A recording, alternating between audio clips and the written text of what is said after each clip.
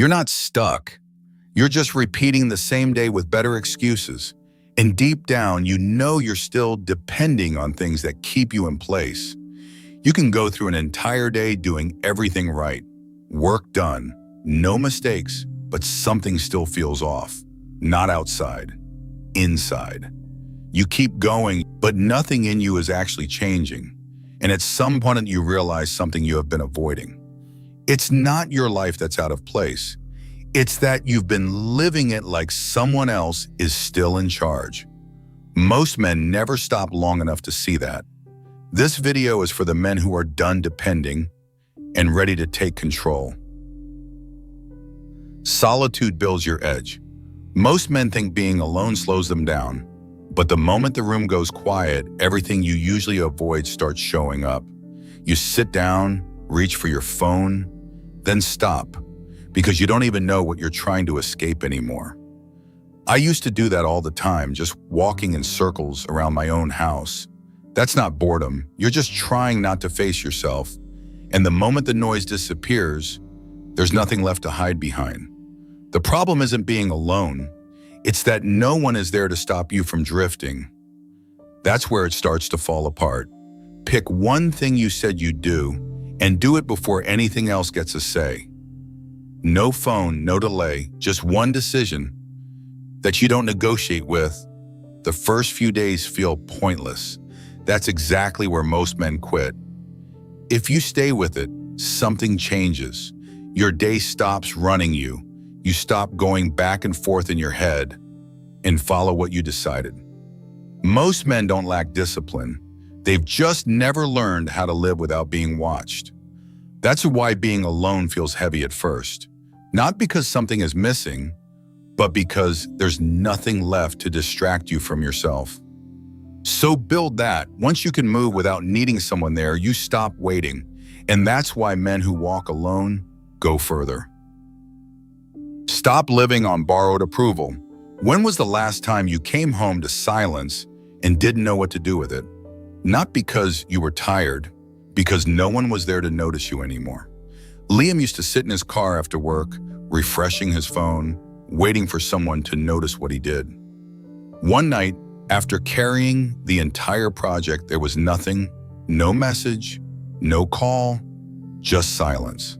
He didn't feel tired, he felt like he didn't exist unless someone noticed him. When no one pays attention, you start questioning yourself. You start adjusting, talking differently, trying to stay where you already feel unwanted. That's where it starts going wrong. Not when people ignore you, when you start ignoring yourself just to keep their attention. So you keep waiting for someone to tell you you're enough. And that drains more than failure ever could. At some point, checking if they see you stops making sense. Are you doing what you said you would do today? Because if that answer is yes, then you're already moving. If that hits you, press like. That's how you know you're done chasing approval. And that's when being alone stops feeling like rejection. It just becomes your normal pace. You're not alone. You're just no longer performing for anyone. Marcus Aurelius once wrote, "You have power over your mind, not outside events."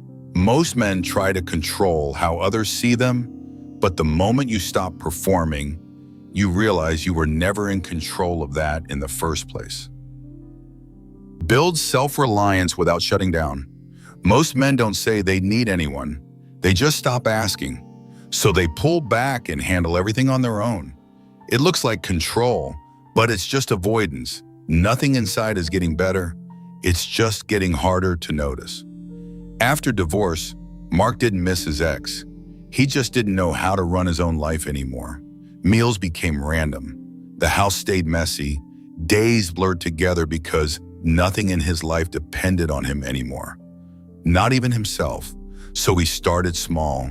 He fixed things around the house, cooked his own meals, handled his own time. Nothing impressive. But for the first time in a long time, his life started responding to him again. He stopped waiting. He started moving. That's where self-reliance actually shows up. Not in being alone, but in knowing your life won't fall apart when no one is there to hold it together. But there's a line most men cross without noticing. They get hurt once, then they shut everything down. No help, no openness, just distance. That's not strength. That's damage control that never got turned off. So now it runs everything. Real control looks different. You can handle your own life, but you don't close yourself off from everyone else. You don't depend, but you don't disappear either. Most men don't become independent. They just become unavailable, and they call that strength. And once you have it, being alone stops feeling like defense. It just becomes how you move. You're not closed off. You're just no longer easy to break and no longer easy to control. Use failure as feedback. Most men underestimate the value of failure. They don't look at it closely. They just try to replace it. So the same mistake shows up again later, just in a different form. Ryan kept rushing through his work just to finish faster. Same small mistakes, same "I'll fix it later." Then one day he was called in and told they couldn't keep him anymore, not because he wasn't capable, but because he never fixed what kept showing up. That's when it hit him. It wasn't bad luck. It was a pattern he kept choosing until it cost him everything. Failure doesn't break you. It exposes the part of you that was already weak, but you kept ignoring. It builds quietly in the parts of your life you stopped paying attention to, long before it shows up in a way you can't ignore. If something goes wrong, take a few minutes and break it down. What was under your control? What wasn't? What you would handle differently next time? Keep it simple, not to overthink it, but to slow things down just enough to see clearly what actually happened instead of rushing past it like most people do. You adjust, and that's what actually moves you forward, not avoiding failure, fixing what caused it. Build your inner fortress. A man who gets thrown off by one comment, one delay, one rejection is not lacking effort. He's lacking something stable to stand on. But the outside never stays steady, so he stays reactive. The more you try to control everything, the less control you actually have. The shift happens when you stop reaching out and start tightening what's in here, not your emotions, your standards, what you accept, what you don't, and what you do when no one is watching. Not by shutting down how you feel, but by not letting every feeling decide what you do next. You can be frustrated and still stay on track. Disappointment doesn't get a say. That's control, not forcing the world to behave, but refusing to let it decide who you become. It shows up in small moments. Someone pushes you, you don't react immediately. A plan breaks, you adjust. Someone leaves, and your routine doesn't collapse. Nothing dramatic, just a quiet kind of stability that slowly changes how you move through everything. That's how you build something solid. And once you have that, most things stop feeling personal. Life didn't get easier, you just stopped reacting every time it did. Have the courage to say no. In the meeting, I was about to say yes again, not because I wanted to, just because it felt easier than explaining why I didn't. So I said yes. And later that night, I was sitting somewhere I didn't want to be, spending time I didn't have for something I didn't even care about. None of it feels like a big deal in the moment, but that's how your time slowly stops being yours. You get tired, not from work, but from carrying things that were never yours to carry. That's where it starts to cost you. Not when people ask. When you keep saying yes out of habit. This isn't about saying no to everything. It's about not saying yes to things that quietly pull you away from who you're trying to become. Single or not, your time gets treated like it's always available. And if you don't set a limit, no one else will. You avoid a small, awkward moment and trade it for hours of a life you didn't choose without even realizing it. If you've been there, comment "my time." Not for anyone else, just to remind yourself what you're done giving away. Fix that with something simple. Say no once. Clear, short, no over-explaining. and notice how uncomfortable it feels, even when you did nothing wrong. Not because you don't care, but because you know exactly what you're protecting. You stop filling your time just to keep others comfortable. You start keeping space for what actually matters to you. People will adjust. Some won't.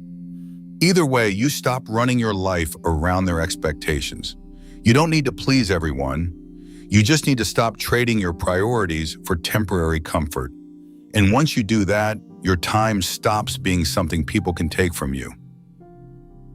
Control what's in your head. Sometimes the quiet gets loud. Not outside, inside. You handle work, people, problems. The problem isn't what happens. It's how long you stay in it. There were nights I lay there, staring at the ceiling, replaying the last argument with my brother. The moment I raised my voice and he said, "Why are you talking to me like that, man?" I kept going back to that moment, wishing I had said it differently. By morning, nothing had changed, but I knew I couldn't take those words back anymore, and I was still the same. You can't stop every reaction, but you can catch it early. The moment you notice it, name it. This is anger. This is frustration. And this is me going back to it again. That changes something. You're not reacting automatically anymore. You're aware of what's happening inside your own mind. Now you have a choice. Follow it or let it pass.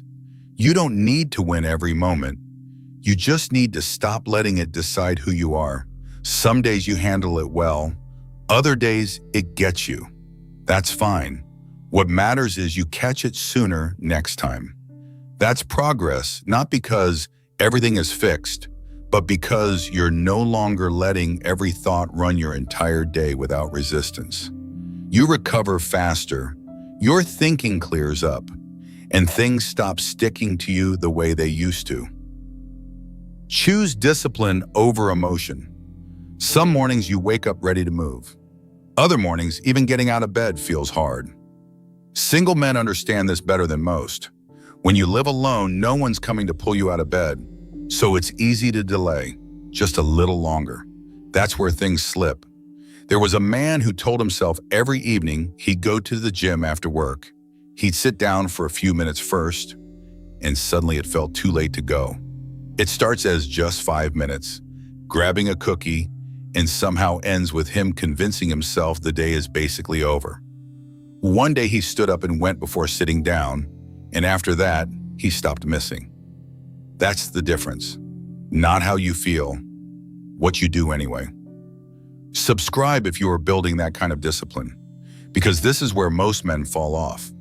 Epictetus once said, "No great thing is created suddenly. The life you want doesn't come from motivation. It comes from what you keep doing on the days you don't feel like showing up." If you depend on feeling ready, most days don't start, and slowly everything you built begins to slip without you noticing. The moment you start, things move, whether you feel ready or not. Discipline doesn't care how you feel, it just makes sure what matters still gets done. The weight you put down. Have you ever felt guilty about a mistake from your past? The kind that comes back when things get quiet. You try to move on, but it shows up again at random. Tom kept an old scarf his ex-wife had knitted for him. He told himself it was just something from the past. 5 years had passed since they went their separate ways, but he never threw it away. One day he held it again. Everything came back like it never ended. That's when it hit him. He wasn't keeping a memory. He was still living inside something that had already ended. And the hardest part is, no one else is holding you there. You are. You say you've moved on, but certain moments still pull you back. Same scene, same outcome. It doesn't help you. It just keeps you stuck in something that already ended. You don't need to erase it. You just need to stop going back to it. Next time it shows up, notice it. Then move on with what you're doing. No fixing, no adding more thought. At first, it feels unfinished. That's normal. But if you keep doing this, it fades faster. Not because it's gone, because you stopped feeding it. That's the shit. You're not carrying it anymore. You're just remembering it without letting it run your day. I know you're tired of proving you're okay, tired of explaining why you choose peace over people who don't understand it. Most men aren't stuck because life is hard. They're stuck because they never learned how to stand without being seen. Because men like you don't need a crowd to validate your comeback. And one day, the strength you built alone becomes something others lean on. I've been there too, divorced, broken, walking through mornings that felt heavy. But one day I realized I wasn't escaping anymore. I was moving forward. If you live alone, this is your chapter. The discipline, the effort, the small wins no one notices. Now you just need to keep moving. It's time to live from that, not for it. You have already done the hard part. The man who can stand alone doesn't wait. He moves. He stopped expecting the world to carry him. That's why he doesn't just survive. He goes further than most ever will. One day, the same silence that used to scare you becomes the reason you move faster than everyone else. If this spoke to you, like this video and share it with someone who needs to hear it. Not for me, for the man you're becoming when no one is watching. This is Move or Die Stoic.